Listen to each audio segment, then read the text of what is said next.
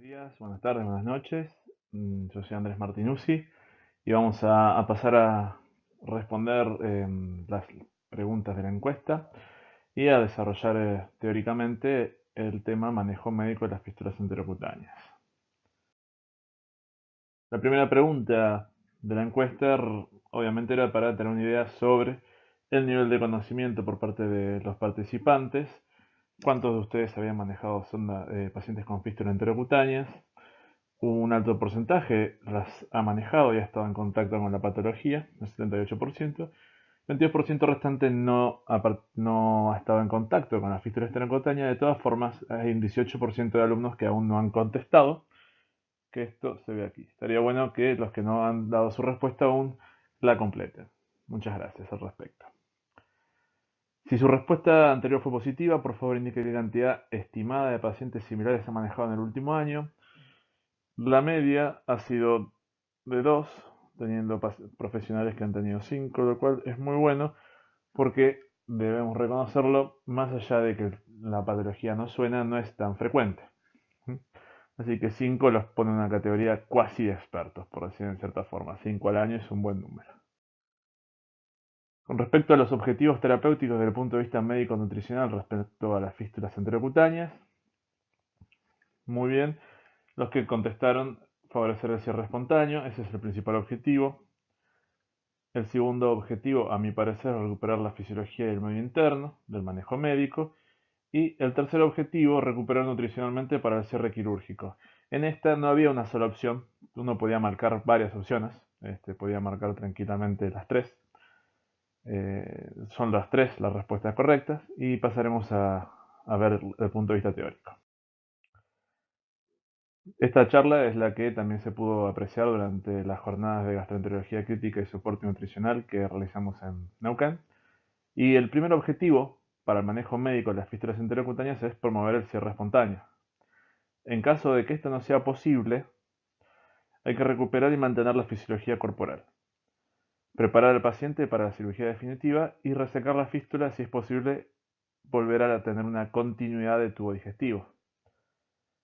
Obviamente esto no se realiza en la fase aguda, sino que como veremos más adelante en el manejo, uno llega a este estadio de manera más dilatada. No se operan durante los primeros meses, sino cuando el paciente ha recuperado todos los objetivos nutricionales.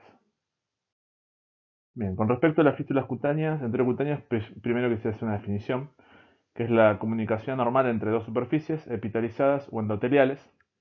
Esta imagen que vemos aquí no es una fístula enterocutánea, es un agujero de gusano, pero sirve para ejemplificar que es un conducto entre dos superficies. Y por lo general se suele definir como la unión entre las dos estructuras que conecta. Por lo general puede ser enterocutánea cuando es el tubo digestivo y la piel, colovesical cuando es colon y vejiga, gastrocólica cuando es estómago con colon, o enteroentérica cuando es entre dos trayectos del tubo digestivo.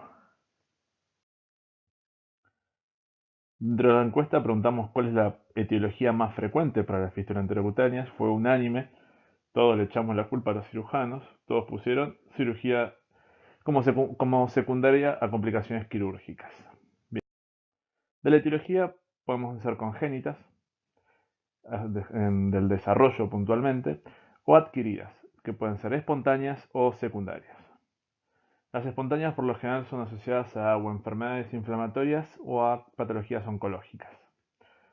El Crohn suele fistulizar frecuentemente, la diverticulitis puede hacerlo, la enteritis actínica, todo proceso inflamatorio como la colecistitis, apendicitis o pancreatitis también puede hacerlo. Y es conocido el cáncer de colon que hace a veces fístula colovesicales, sobre todo de recto, por proximidad, obviamente. Y las secundarias iatrogénicas, quirúrgicas, de licencia de sutura, cuerpo extraño, traumas quirúrgicos, lesiones no reconocidas, a veces por decúbitos de sondas que se colocan o por decúbito de drenajes, hemos visto en alguna oportunidad. Secundaria radioterapia, aquellas traumáticas y las terapéuticas. Traumáticas son muy frecuentes también, tanto como las secundarias asociadas a complicaciones quirúrgicas. Bien, ¿cuáles son las cirugías más frecuentes? Las cirugías por trauma, cuando uno tiene un trauma cerrado de abdomen y entra a quirófano, lo más frecuentemente es que si uno trata de resolver en esa etapa, no se encuentra en el escenario ideal y el paciente fistulice. Lo mismo cuando tenemos un cuadro obstructivo abdominal. Si uno entra a operar una cirugía de urgencia mal preparada, es probable que tengamos mayor incidencia de fístulas.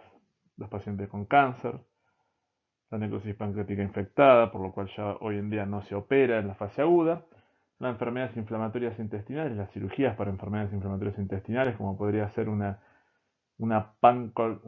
hemicolectomía, no, una colectomía total y confección de un pouch cuando tenemos una colitis ulcerosa y queremos resolver definitivamente la enfermedad inflamatoria, suele hacer a veces dehiscencias de las formaciones de pouch. Las adherencias y aquellos que tienen un cierre abdominal con prótesis. Hay una alta incidencia de fístulas secundarias al uso de mallas de una marca en especial, que no vamos a decir el nombre, pero sí que están hechas con Vicryl puntualmente y que hacen contacto al parecer con las paredes del tubo digestivo y fistulizan. Nosotros tenemos por lo menos este año 3 casos similares y habiendo charlado hoy con el doctor Héctor Soler, ellos también tienen por lo menos una incidencia bastante similar y han cambiado la marca de mallas con las cuales hacen los cierres de las paredes abdominales. Las causas de por qué se pueden producir las fístulas desde el punto de vista quirúrgico es fallo quirúrgico con fuga anastomótica. Hoy en día con las suturas mecánicas los centros quirúrgicos hacen la sutura mecánica y después refuerzan con sutura manual para darle mayor resistencia a la sutura quirúrgica. Después, lo que hace referencia a la habilidad quirúrgica es el exceso de cauterización, así que cuando cautericemos demasiado el tejido se necrose, entonces sea quizá por ahí donde después se reblandezca y se perfore. La pobre irrigación del estoma o la fijación del estoma a tensión. Cuando uno hace una ostomía a la pared, si tracciona demasiado, tensa los vasos y los vasos tienen una irrigación más pobre, por lo cual uno debería ver siempre la vitalidad de la ostomía. No solamente que debite, sino que dé débito, sino que el color sea un color adecuado para la mucosa. Si yo tracciono demasiado, voy a generar isquemia de la mucosa y probablemente isquemia del cabo, como veremos en una foto más adelante. Este es un cabo anastomótico que, como podrán ver, está severamente necrosado y eso fue por llevarlo a tensión hacia la pared. Después hay factores de riesgo para las fístulas. Hay generales, si durante la cirugía el paciente se hipotensa, hace hipoperfusión, si el paciente tiene una anemia previa, obviamente lleva también a una hipoxia celular, hipotensión asociada a la hipoperfusión y la desnutrición como factor predictor negativo de mal pronóstico. Y desde el punto de vista locales, la manipulación, recordemos que el tubo digestivo es un sistema biológico, no está hecho para ser manipulado y obviamente cualquier manipulación le va a generar daño. La sutura, si la sutura no es adecuada, ¿sí? Ya sea mecánica, por más que sea mecánica, se han visto fallos en algunas marcas. La infección del sitio quirúrgico y obviamente la inflamación asociada a la injuria quirúrgica también es un factor de riesgo. Con respecto a la división entre fístula alta, intermedia y baja, cuáles son sus límites, eh, acá di una respuesta anatómica, que era lo que yo estaba buscando, que me definiera anatómicamente cuándo era alta, cuándo era intermedia y cuándo era baja. Obviamente también hay fístulas por débito, pero la pregunta iba puntualmente apuntada a anatomía.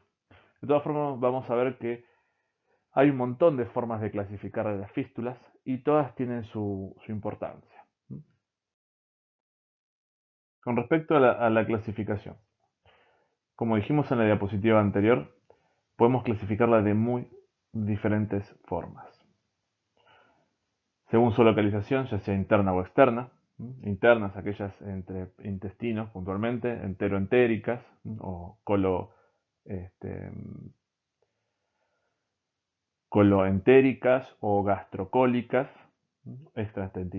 Internas extraintestinales, o sea, entre el tubo gastrodigestivo y otro órgano, como serían las geniturinarias, como la colovesical o bilio colónica, o las externas, como podrían ser las enterocutáneas o las enterovaginales, que comunican directamente con cavidades externas al cuerpo. Pueden ser, según su número, clasificadas en únicas o múltiples, simples o complejas, y si son complicadas o no. Por lo general las simples no son complicadas. Las complicadas son las múltiples o aquellas que tienen cavidades intermedias, que pueden ser cavidades abscedadas. Y después, cuando hablamos de altas, intermedias o bajas, hablamos de altas todas aquellas que están por encima del ángulo de Trace. Por encima del ángulo de Trace son todas aquellas que son altas, entre el ángulo de Trace y la boca. Bajas, todas las que están desde la válvula ileocecal en adelante. Y intermedias, todas aquellas que están entre el ángulo de Trace y la válvula ileocecal. Todo esto tiene implicancias terapéuticas y nutricionales. Esperemos un segundito porque la diapositiva siguiente tarda en cargar. Bien. Factores pronósticos. Como verán, hay una gran constelación de factores pronósticos, ¿de acuerdo? Pero hay algunos que son mucho más importantes que otros. Los pacientes que hacen sepsis y peritis a repetición tienen peor pronóstico. Aquellos que están desnutridos tienen peor pronóstico. Los que no tienen pared abdominal y tienen múltiples bocas fistulosas, como se ve en esta fotografía, este es un paciente nuestro con una pancreatitis aguda, un chico jovencito que se internó en otra institución, pensaron que por la edad no podía ser una pancreatitis, que era una apendicitis, lo operaron y después de múltiples cirugías y complicaciones lo recibimos nosotros. Por suerte, después de un año de estar en terapia intensiva, volvió a su domicilio. Pero son muy, muy difíciles de resolver las fístulas múltiples sin pared abdominal. Aquellos que tienen obstrucción distal a la fístula, que generan un aumento de la presión intraluminal y generan un mecanismo de perpetuación de la fístula.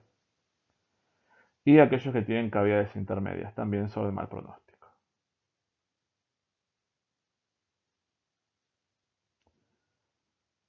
Mientras pase la diapositiva, esperamos un segundito. Bien, con respecto al débito de la fístula, ¿usted considera que el volumen del débito es un factor predictor desfavorable para el cierre de la misma? El 82% contestó que no y el 18% contestó que sí, el 18% contestó que no. En este caso, la respuesta correcta es no. Obviamente, es un factor de mal pronóstico y genera muchas complicaciones, pero no es un predictor desfavorable para el cierre. ¿Cuáles son los factores desfavorables para el cierre de la fístula? Con respecto al anatómico, ¿sí? Obviamente las que son de esófago, duodeno lateral o páncreas son un factor pronóstico desfavorable para el cierre. Si son de más de 1 centímetro, con discontinuidad del órgano o con un cuerpo extraordinario de cinta, probablemente tengan ser más desfavorables. Y si están epitelizados también. Con respecto al débito, que acá como nuestra colega había contestado previamente, el débito se clasifica en alto, moderado o bajo, ¿sí? Bajo por debajo de 200, alto por arriba de 500, entre 200 y 500 moderado. El débito no tiene significado pronóstico para el cierre, lo que sí genera muchas complicaciones para su manejo e implicancias terapéuticas a futuro. Con respecto a lo funcional, obviamente si el paciente persiste obstruido distal a la fístula, va a continuar perpetuando el mecanismo que lleva a que el líquido salga por el orificio fistuloso. Aquellos pacientes que como etiogenia tienen cáncer, radiación, enfermedad inflamatoria intestinal, también tienen un pronóstico desfavorable porque el proceso que los llevó a la fístula permanece.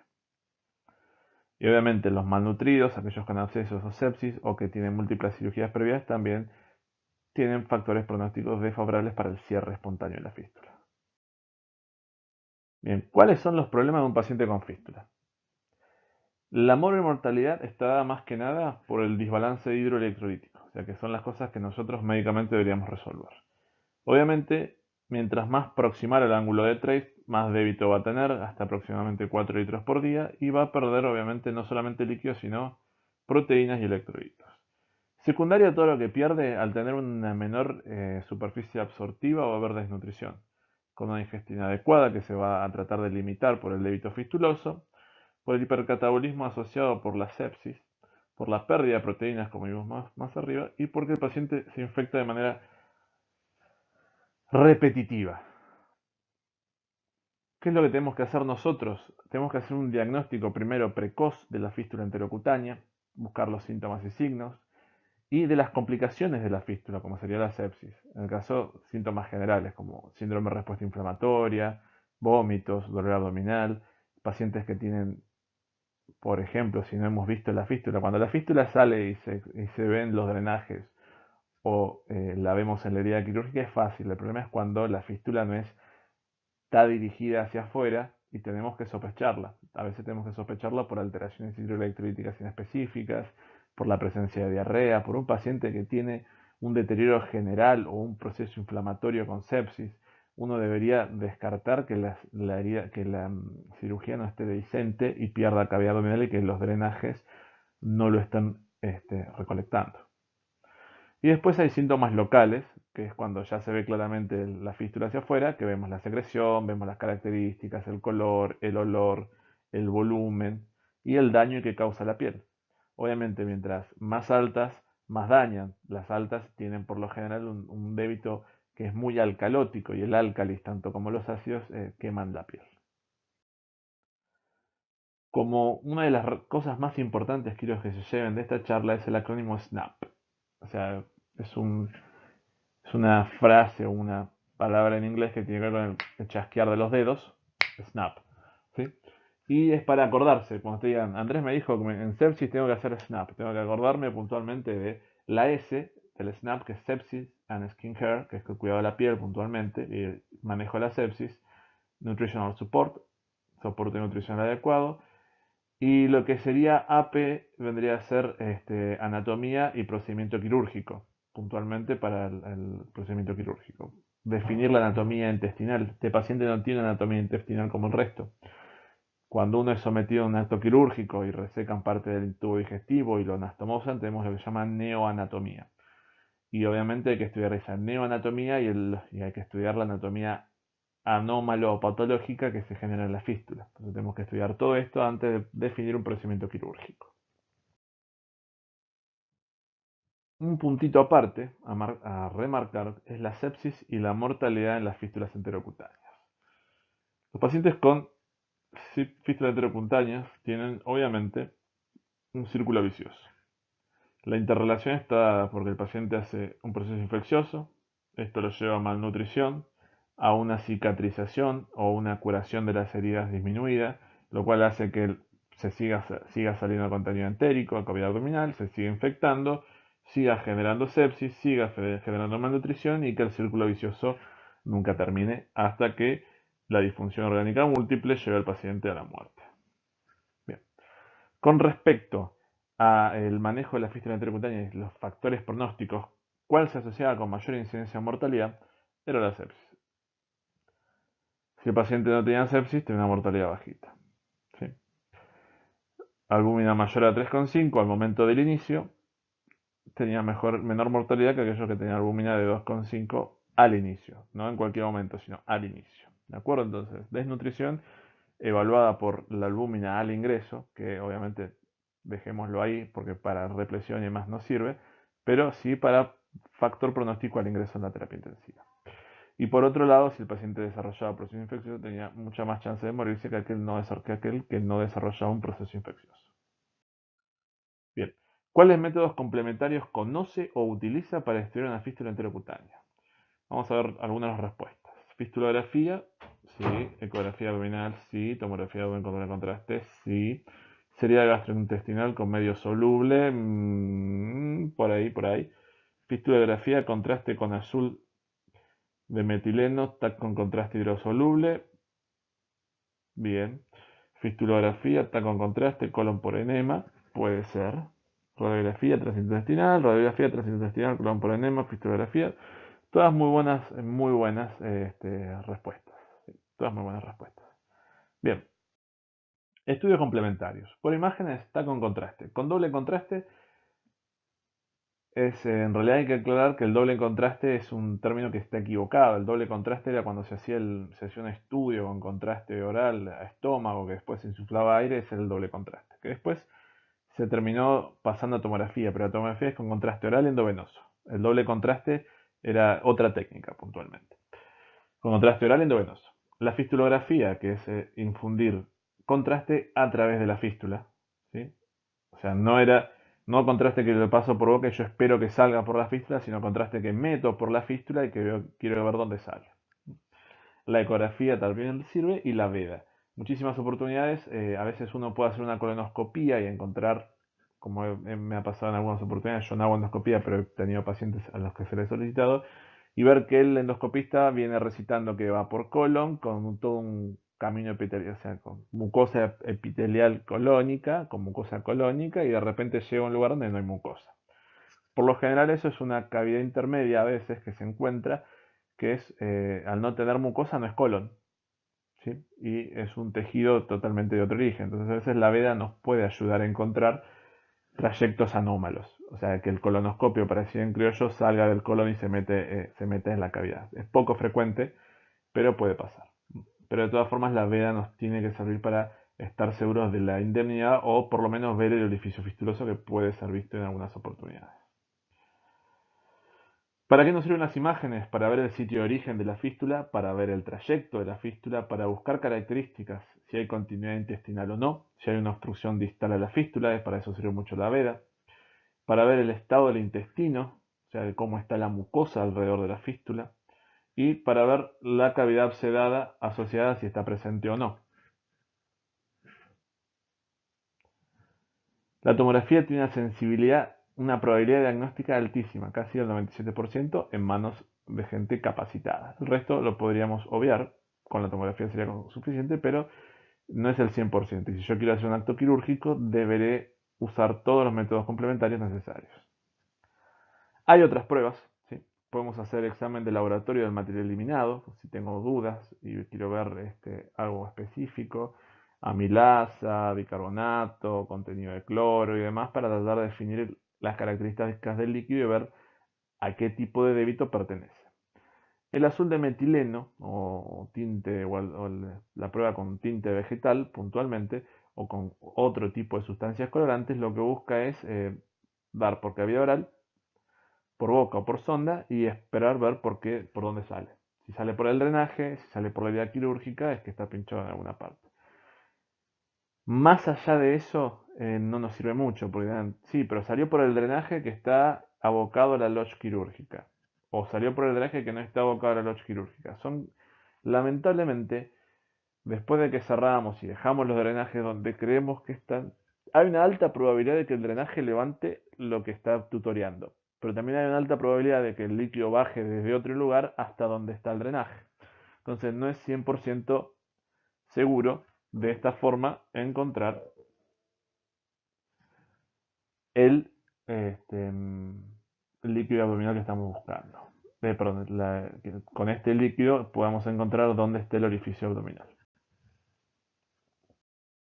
Bien, estas son algunas imágenes viejas para compartir de fístulas. Esta es una que se ve aquí, es una fístula colovesical. Esto que vemos acá es la vejiga. Esto que vemos acá es la vejiga. Esto que vemos acá es colon, sigmoide recto. Y esto que se ve acá es como pasa el contraste de uno al otro. Y después sale por la vejiga. Esta es una fístula compleja, como verán. Esto es ciego, colon ascendente, esas intestinales. Y todas las fístulas confluyen en un mismo cavidad obsedada intermedia. Esta es una fístula muy compleja. Lo mismo aquí, esta es una fístula enteroentérica, en realidad coloentérica. Otra fístula múltiple, con una cavidad intermedia. Esta es una gran brecha lateral, como ven acá, con una cavidad lateral, una cloaca básicamente. Si esto yo entrase con el colonoscopio y llegara hasta acá, vería que todo esto, como dije previamente, no está epitelizado, como una gran cavidad no epitelizada, en continuidad de epitelio. Significa que acá hubo una brecha, todo esto se bloqueó y se generó una cavidad. Esto suele pasar raramente, pero sucede y el paciente anda bien y después anda mal.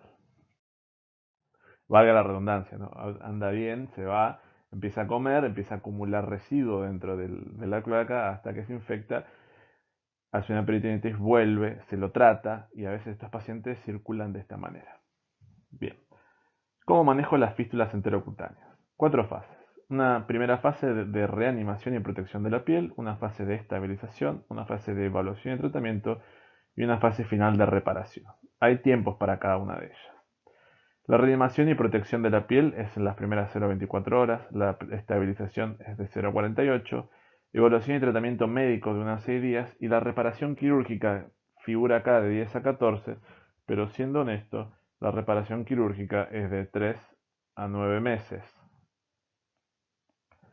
De 3, perdón, no se ve, de 3 a 9 meses.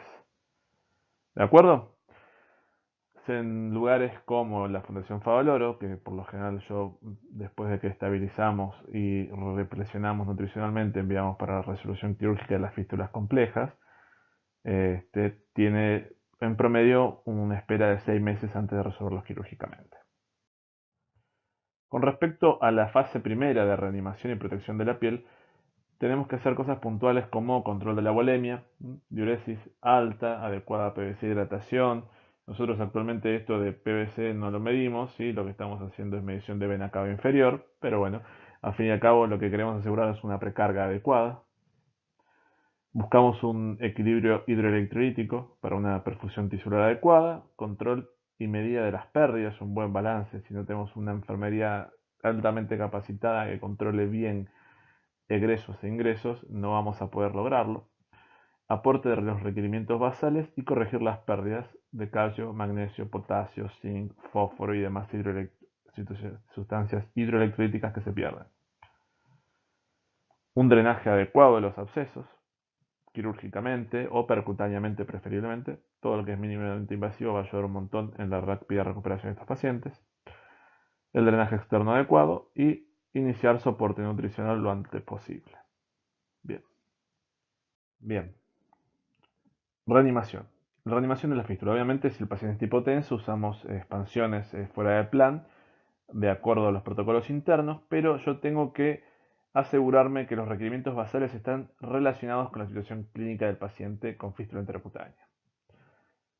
Siempre reponer agua a niveles de un adulto joven de 40 mililitros kilo día, un adulto con antecedentes patológicos 35 mililitros kilo día y si es mayor de 55 o 60 años, 30 mililitros kilo día. Los electrolitos diarios que tendríamos que dejar en el plan serían de 2.000 equivalentes kilo día de sodio y de potasio 1.000 equivalentes kilo día. La pérdida de agua y de electrolitos y los desequilibrios ácido-básicos de estos pacientes dependen de dónde está la fístula. Bien, y ahora vamos a ver qué es lo que va a perder dependiendo del lugar de la fístula. Hagamos un ejemplo. Si yo tengo un paciente de 70 kilos y yo les dije que a los jóvenes le ponía 40 mililitros kilo, estamos hablando, y a los viejos, perdón, de los mayores 30 mililitros kilo, estamos hablando de 2.100 mililitros día a 2.800 mililitros día. Y de sodio, estamos hablando que yo le repondría 140 miliequivalentes día de sodio al paciente de 70 kilos y le repondría 70 miliequivalentes potasio día. Recordad que cada ampolla de potasio trae 15 miliequivalentes. Bien. Entonces, ¿con qué repongo a este paciente de 70 kilos? ¿Con qué fluido, con qué solución lo hago? Si lo hago con cloruro de sodio al 0,9%, la mal llamada solución fisiológica, y le paso 2.100 mililitros, yo tengo que por litro le estaría pasando 154 miliequivalentes litro. 0 de potasio y 154 miliequivalentes litro de cloro y un pH de 4. O sea, no sería para nada lo que el paciente estaría necesitando. Estaría pasándole más de lo que el paciente realmente necesita. De sodio, de cloro y con un pH ácido. Si usase una solución intermedia como Ringer lactato, por cada litro le estaría pasando 134 miliequivalentes de litro, le estaría pasando 4 miliequivalentes de potasio y 109 de cloro, que tendría una distribución más similar a la plasmática. Y lactato 27,7. Obviamente me pasaría con el sodio por ahora, porque le estaría pasando, si yo dije que eran 140 miliequivalentes día, le estaría pasando con el Ringer 260 miliequivalentes día. Está bien, los va a eliminar por orina. El problema con el potasio es que le voy a estar pasando aproximadamente 10 miliequivalentes, voy a estar 60 por lo bajo. Entonces debería agregarle ampolla de cloruro de potasio al plan. Y les voy a estar agregando lactato, que si el señor pierde algo de bicarbonato, que veremos dónde está la fístula, el lactato se transforma a bicarbonato, lo cual es muy bueno. Bien, dependiendo la secreción que perdemos por las fístulas, podemos decir que, por ejemplo, si yo pierdo de estómago, voy a perder una solución que tiene 70 miliequivalentes de sodio, o sea que a los 140 que le calculaba que necesitaba el paciente de basal, le tendría que agregar esos 70. De potasio, por cada litro estaría perdiendo 8 a 12 miliequivalentes y estaría perdiendo mucho cloro. Quizá en estómago la mejor solución sería Ringer lactato, no, quizás sería solución fisiológica por el alto pérdida de cloro. Si yo pierdo líquido bilioso o pancreático, pierdo mucho más sodio y pierdo potasio y pierdo menos cloro. Yeyuno, igual, pierdo mucho sodio, pierdo potasio y pierdo poco menos de cloro. Entonces tengo que reponer todas los electrolitos y todos los volúmenes. Vean que yeyuno puedo llegar a perder hasta 9000 mililitros por día. ¿De acuerdo? Entonces, reponer a lo basal que le calculamos previamente, esos 2100, reponer las pérdidas por arriba. Y por arriba no solamente en volumen, sino en electrolitos. Balance hídrico, control del signo vital, espeso, presión venosa central, control de la diuresis. Y aunque les parezca mentira, la turgencia de la piel y la humedad de las mucosas son datos que uno tiene que ver para ver si el paciente está adecuadamente hidratado o no. Con respecto al laboratorio, ¿qué tenemos que hacer para monitorizar? Tenemos que pedir ionogramas seriados, tenemos que estudiar el equilibrio ácido-base, el estado ácido-base del paciente, ver hemogramas puntualmente para buscar algún signo infeccioso con un aumento de glóbulos blancos o desviación de la fórmula, ver los valores de urea para ver si el paciente aumenta la urea, significa que se está deshidratando, glucemia y hepatograma para ver que no se afecte la función hepática. Y si tengo ganas de hacerlo, puedo tomar una muestra del débito para ver las características de análisis del ionograma del débito y del volumen. Puedo llegar a sacar a veces cuánto de sodio realmente está perdiendo, cuánto de potasio realmente está perdiendo y cuánto de cloro, y en base a eso calcular mi reposición. En la fase 2 de estabilización ya reanimamos, ya pusimos lo basal, ya calculamos las pérdidas, la estamos pasando por arriba. Lo que tengo que hacer en estas primeras 24 o 48 horas es evitar daño, ¿sí? No empeorar el daño de este paciente. Tengo que decir nada por boca en la fase inicial, colocar una sonda nasogástrica, iniciar bloqueantes de la secreción ácida, como pueden ser antagonistas H2, puede ser ranitidina, puede ser omeprazol. Si el paciente lo amerita porque tiene un proceso infeccioso, un antibiótico, dar un tratamiento antibiótico de amplio espectro. Continuar corrigiendo el desbalance hidroelectrolítico, iniciar la protección de la piel y drenar quirúrgicamente los abscesos que el paciente tenga.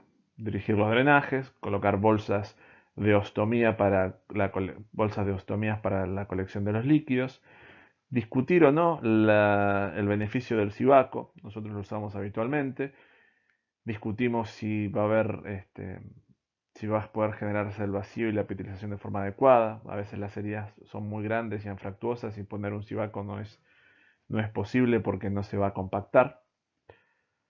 Cobertura con pastas o polvos de los bordes de la herida, como podría ser pasta de caraya para evitar que haya lesión cutánea. Evitar apósitos o compresas que humedezcan y maceren la piel. Esto lo vemos habitualmente, cubren con gasas que se llenan de jugo y las dejan ahí mucho tiempo. Y a veces lo que hay que hacer es cubrir con alguna situación, con alguna sustancia que sea hidrorrepelente, que no permita el contacto con la humedad. Y después discutiremos el octreotide y los inhibidores de la secreción de somatostatina. Si tiene un paciente con fístula enterocutánea, les preguntamos, ¿qué tipo de soporte nutricional brindaría? Por suerte ninguno cayó en la pregunta tramposa, ¿sí? Y contestaron adecuadamente. Depende de la localización, débito y del tipo de fístula. Pasemos entonces a ver la evidencia. ¿Cuál es la prioridad en esta fase, el soporte nutricional, ya en la fase de las 24-48 horas? Y el tipo de soporte va a depender de la localización de la fístula, la longitud del intestino delgado después de la fístula. O sea, cuánto tengo de tubo digestivo después del orificio fistuloso. Hay que recordar las siguientes máximas, digo yo, o sea, las siguientes frases importantes. En lo posible enteral, siempre. Que para ser enteral, por lo menos, deben haber 90 centímetros post fístula, para que ese tubo digestivo absorba algo y yo pueda usarlo enteral. Y frecuentemente es necesario suplementar con parenteral, o sea que lo ideal es la enteral suplementada con parenteral y en algunos casos la parenteral sola. Cuando las fístulas son altas, por arriba del ángulo de Treitz, es más fácil, en cierta forma, colocar un acceso post-fístula, ya sea una sonda nasogástrica o una yeyunostomía o una sonda nasoyeyunal bien pasadita, para que el tubo digestivo pueda ser alimentado post-fístula. Y por lo general voy a tener un trayecto más que adecuado. Bien. Cuando son bajas, ¿sí? Son de la válvula ileocecal en adelante, son de colon, estas por lo general, salvo que el cirujano se ponga en una posición tosuda, uno puede alimentarlo con enteral tranquilamente porque el débito no se va a ver modificado por el soporte nutricional, básicamente. Y la fístula, si está bien dirigida, no debería ser causa de suspensión, salvo que esté mal dirigida y necesite algún procedimiento quirúrgico para dirigirla adecuadamente. Entonces es fácil, las bajas con enteral, las altas con enteral si puedo colocar un acceso post-fístula. Quizá el problema están dadas por las fístulas intermedias más que nada. Las fístulas intermedias no puedo asegurarme colocar un acceso post-fístula fácilmente y que haya una longitud intestinal adecuada para nutrir post-fístula. Estas, por lo general, las intermedias, terminan con parenteral total por un tiempo prolongado. Bien. ¿Qué impacto tiene en los distintos tipos de fístula el soporte nutricional? Las crónicas se desnutren poco, ¿sí? Porque la gran parte del proceso absortivo ya se hizo previamente. El colon lo único que hace es absorber agua.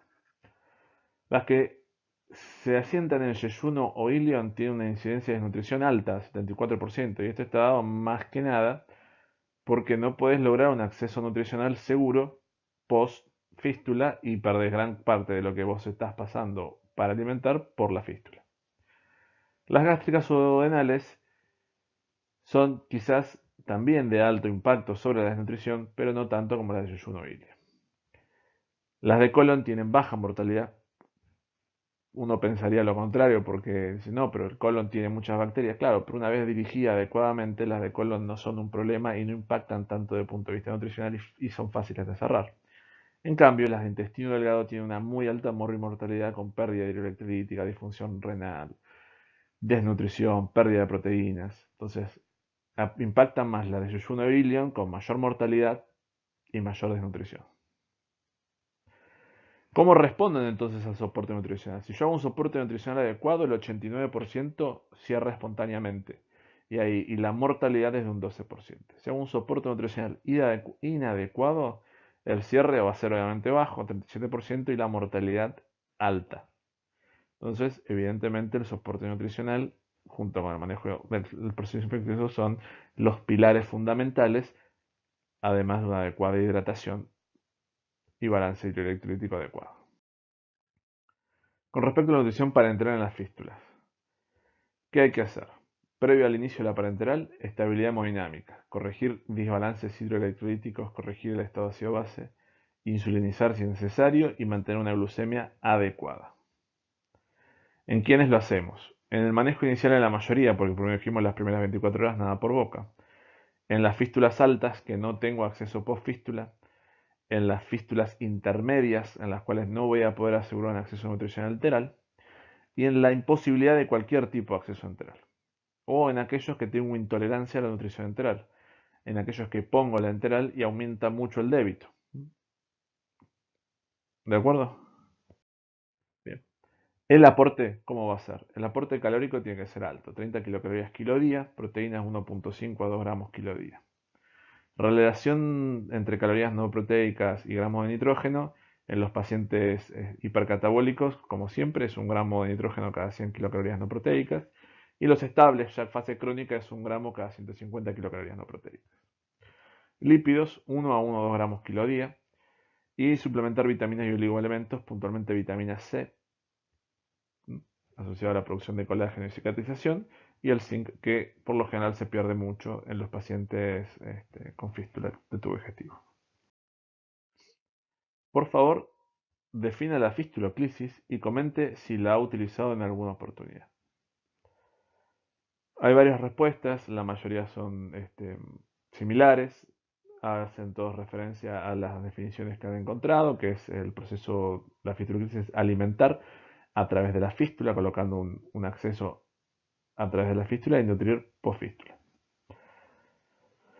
Puntualmente nosotros lo usamos en algunas oportunidades y ahora veremos más adelante cuál fue nuestra experiencia y comentaremos nuestra experiencia puntualmente, y es lo mismo que muchos de ustedes han dicho, la mayoría de los servicios de cirugía no lo hacen, pero está descrita en la bibliografía y algunas personas la utilizan o recomiendan. Yo no la descarto si se dan ciertas circunstancias. Bien. ¿En quiénes hacer nutrición por fistuloclisis? Lo vamos a ver en breve. Pero ¿en quiénes nutrición enteral? Fístulas altas con extremo de acceso distal a la fístula. En las fístulas colocutáneas puede ser enteral, como les dije, tranquilamente. En aquellas de bajo flujo. ¿En quiénes enteral? En aquellas que tengan por lo menos 100 centímetros distales a trace, inicio lento y progresión lenta. Y en su mayoría siempre puedo combinar con parenteral para lograr objetivos nutricionales. La fistuloclisis es utilizar, como les dije, el orificio fistuloso para pasar el acceso nutricional. ¿Para qué? Para nutrir.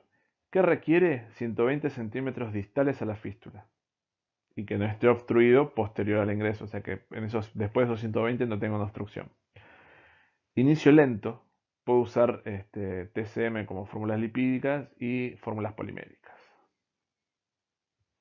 Estas son fotos de algunas fistuloclisis. Por lo general, lo más difícil de determinar antes de colocar la fistuloclisis es que sea el único orificio fistuloso. En nuestros casos, las 2 veces que lo utilizamos, el cirujano nos aseveraba que era el único orificio fistuloso y lo que obtuvimos fue una prueba diagnóstica. Pusimos la fistuloclisis y empezamos a alimentar y vimos que el alimento salía por otros lugares. Así que lo más importante es asegurarse de que es la única fístula que el paciente tiene o que es la última fístula. Que ese orificio es el último y después tenemos todo tubo digestivo por debajo sano. Hay centros que lo recomiendan, hay centros que no lo recomiendan. Héctor Soler de la Fundación Favaloro, con quien charlo habitualmente, no la utiliza y no la recomienda. Bueno, ¿qué evidencia hay respecto a la nutrición enteral en pacientes con fístula intestinal? Este es un extracto de la guía publicada en el año 2017 por la Sociedad Europea de Medicina Crítica, en la que analizaba la nutrición enteral precoz en pacientes críticamente enfermos. Cuando ellos estudian, no encuentran ningún metaanálisis ni estudios randomizados controlados, solamente hace referencia a 3 estudios no randomizados, todos chinos, Yuan, Xin, ¿sí? Recientes, en el cual prueban la nutrición enteral precoz versus la nutrición parenteral o la nutrición enteral versus la nutrición enteral tardía. No usan la definición clásica dentro de las 48 horas, sino que de entre los 14 o de los 7 días, o sea, usan una enteral distinta, no tan precoz, porque como les dije, la primera etapa es parenteral exclusiva, hasta que podamos habilitar el tubo digestivo. La fístula inicialmente siempre es parenteral. ¿Qué es lo que ven ellos puntualmente en la enteral precoz, en esta que inicia no dentro de las 48 horas, pero sí dentro de los primeros 7 días? Ven menor mortalidad, ven menos días de ventilación mecánica, ven menos complicaciones posoperatorias. En todos los trabajos lo mismo. Mortalidad, menos mortalidad y menos días de ventilación mecánica. Hay que probar la nutrición enteral y tratar de controlar el débito. Si no logro una fístula, un acceso post-fístula o un acceso intrafístula con tejido posterior adecuado. ¿Cuándo suspender? Cuando hay intolerancia o aumento del débito de la fístula, cuando estas lesiones, esta fístula, este débito fistuloso causa lesiones en la piel o desbalance hidroelectrítico. En ese caso puedo disminuir o discontinuar la nutrición enteral. Yo, si esto sucede, por lo general dejo un flujo muy bajo y calculo un aporte trófico de enteral y dejo la parenteral como aporte mayoritario. La recomendación número 16 de la guía es dilatar el inicio de nutrición enteral en los pacientes con una fístula intestinal de alto débito. Si no es, se puede lograr un acceso enteral post-fístula seguro o confiable. ¿Sí? Por favor, describa la acción farmacológica del octreotide y de la somatostatina. Muy buenas respuestas todos, algunas más largas, otras más cortas, pero saben la función del octreotide y de la somatostatina. Bien. Vamos a ver entonces la evidencia. No voy a desarrollar la función porque fue bastante bien descrita. Pero bueno, vamos a ir llegando al final. Fase 4, reparación. Soporte nutricional hasta el cierre y cirugía. ¿Y la somatostatina y el octreotide? Era la pregunta. Todos pensarán que me había olvidado. 3 trabajos. Esta tabla se encuentra en Green Book, que es el libro de medicina crítica publicado por la Federación Latino-Panamericana de Terapia Intensiva. 4 estudios: Torres, Sancho, Hernández y Yamil. Son todos ensayos aleatorizados, doble ciego, parenteral y parenteral más somatostatina, parenteral más placebo más octreotide, parenteral más octreotide y demás. ¿Qué es lo que se vio? Por ejemplo, Torres encontró que tenían, con respecto al cierre, la mortalidad y el tiempo de cierre, la única diferencia estaba en el tiempo de cierre. Era menos el tiempo de cierre con los pacientes con somatostatina versus parenteral sola. Sancho, cuando hacía parenteral con placebo más octreotide, el cierre no había prácticamente diferencia y el tiempo tampoco, ni la mortalidad, no había diferencia estadística. O sea que el primer trabajo dijo que sí, que había cerrado más rápido, pero no había diferencia en porcentaje ni en mortalidad. Hernández, en el año 96, encuentra diferencia significativa solamente en el tiempo de cierre, o sea, cierra más rápido para él aquellas que tenían octreotide que aquellas que tenían parenteral sola. Mortalidad y porcentaje de cierre no había. Y el último trabajo no informa ni porcentaje de cierre ni mortalidad, solamente de tiempo para el cierre, que tampoco hay diferencia significativa. Entonces, ¿qué hacemos con la somatostatina o el octreotide en los pacientes con fístula enterocutánea de alto débito? Las recomendaciones para el uso del octreotide son estas. Subcutánea, cada 8 horas 100 microgramos o 300 microgramos monodosis día. Y la somatostatina 6.000 unidades día o 250 unidades hora. ¿Cómo se usa? Podemos utilizarla en las fístulas de alto débito junto a la parenteral y ayuno durante 10 días para ver si de esa forma facilitamos el cierre o no. Después de ese tiempo no tiene utilidad clínica para el cierre. ¿Sí? No favorece el cierre. La utilidad clínica podría estar dada por la disminución del débito y la facilidad para controlarlo y controlar las alteraciones hidroelectrolíticas. ¿Sí? De hecho, hay otra forma de octreotide que se hace subcutáneo de depósito y que dura un mes, bastante caro, y se usa para las fístulas enterocutáneas que se van al domicilio. Sandostatin se llama puntualmente. Bien, hemos finalizado, pero no me quiero ir sin recordarles el acrónimo que resume la charla, el SNAP: Sepsis and Skin Care, Nutritional Support, Intestinal Anatomy and Surgical Procedure. Mi inglés, como verán, tiene acento patagónico, espero que no les moleste demasiado, pero esas cosas son las que tenemos que recordar con respecto al manejo médico de las fístulas enterocutáneas. Les dejo un abrazo y quedo a su disposición para lo que consideren correcto. Y el paciente de la fístula pancreática que no tenía pared abdominal.